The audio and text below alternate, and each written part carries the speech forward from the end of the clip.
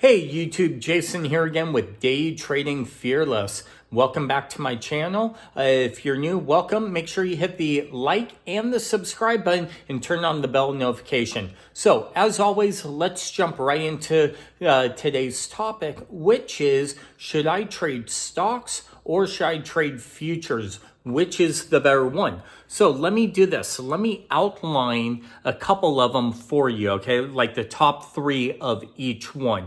Why would you trade stocks? Well, the first reason you would want to trade stocks is there's over 10,000 stocks to trade from. And if you're able to trade earnings based off stocks, you can find companies that you really like and you believe in. Okay, so something like an Apple or Amazon, you can buy them and then hold them for the long term. There's no expiration date on a stock unless it goes to zero and goes bankrupt, then that's your expiration. But besides that, there's not an expiration timeline. Now, the second reason you might want to trade stocks is because there's a lot of different strategies you could do when you're trading stocks. You could trade gap ups, gap downs. You could trade earnings. You could trade news events where these stocks move very quickly in a very short amount of time. Okay, so that's another reason to be able to you might want to trade stocks.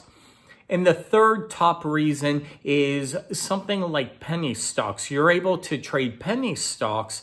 And when you trade penny stocks, a lot of these stocks are maybe in the cents, right? 10 cents to 50 cents. You could get big returns on that money, or you could trade $2, $3, $4 stocks too. Okay. And with those $2 or $3 stocks, you're able to buy a whole bunch of shares and look for bigger moves, okay, or leverage yourself very highly. Or if you don't have that much money, okay, you have a really small account, then you could trade just a couple shares, okay, or maybe 50 shares of a $1 stock. Well, you only need to put up for 100 shares $100, right? If you want to buy 100 shares of Apple, that's $240. Well, now you got to put up $24,000. Okay, so those are a top three reasons why you might want to trade stocks. Now, the downside of trading stocks is with the stocks, they're regulated by the SEC, and if you don't have $25,000 in your account, well, you fall into what's called the pattern day trading rule, okay, where you can only make 3 day trades within a 5 rolling business day period. And so let's say you buy today, sell today. Okay, that's one. That doesn't drop off until this day the following week, okay? And if you do 3 of those today, you no longer could day trade those stocks. Now, if you want to hold it overnight and then sell first thing tomorrow, not a problem, go ahead, okay? But also tax consequences, if you buy a stock and you hold it for shorter than 1 year, you have to pay short-term capital gains tax, which is going to be a lot higher. So those are kind of the negatives of trading stocks. Now, let's go to the 3 top reasons to trade futures. Number 1, there's no day trading rule. Okay, so you can buy and sell all you want. You can buy right now, sell 2 seconds. There's no amount of money you need in your account. Okay, so there's no day trading rule like with stocks that's regulated by the SEC. The futures are regulated by the NFA, National Futures Association, and they don't have any stupid rules like that. Second reason you might want to trade futures is for leverage.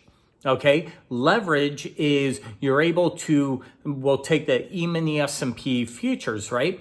If I buy one future contract intraday, I only need to put up, we'll say, $1,000 or $1,200 to buy one contract, but I'm controlling the equivalent of about $150,000 notional value Or in simpler terms, it'd be the same as me buying 500 shares of SPY.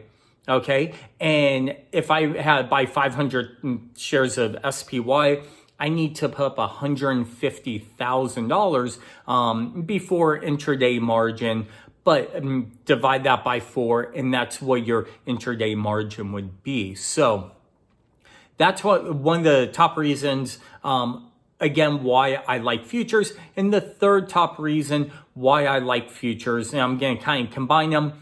Tax purposes, it's a 60-40 split, okay, for futures, long-term, and 60% long-term, 40% short-term when you do your taxes, so you get a tax benefit there.